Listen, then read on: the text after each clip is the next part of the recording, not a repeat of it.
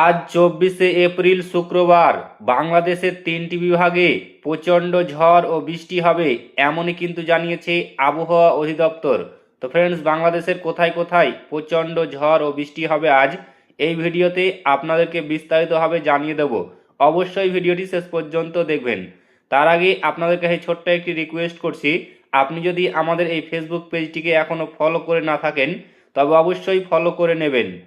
আজ সন্ধ্যার পর থেকে 3 অঞ্চলে কালবৈশাখী ঝড়ের আভাস। দেশের 3টি অঞ্চলে সন্ধ্যার পর থেকে কালবৈশাখী ঝড়ের আশঙ্কা জানিয়েছে আবহাওয়া অধিদপ্তর। ঝড়ের সম্ভাব্য কারণে সংশ্লিষ্ট এলাকার নদীবন্দরগুলিকে 1 নম্বর সতর্ক সংকেত দেখাতে বলা হয়েছে। শুক্রবার সকালে আবহাওয়া দপ্তরের পূর্বাভাসে বলা হয়েছে, শুক্রবার সন্ধ্যা 6টার পর থেকে রংপুর, ময়মনসিংহ ও সিলেট অঞ্চলের ওপর দিয়ে পশ্চিম বা উত্তর পশ্চিম দিক থেকে ঘন্টায় 45 থেকে 60 কিলোমিটার বেগে দমকা বা ঝড়ো হাওয়া সহ বৃষ্টি অথবা বজ্র বৃষ্টিপাত হতে পারে। ঝড় ও আবহাওয়ার সম্ভাবনার কারণে এই সব অঞ্চলের নদীবন্দরগুলিকে 1 নম্বর সতর্ক সংকেত দেখাতে বলা হয়েছে।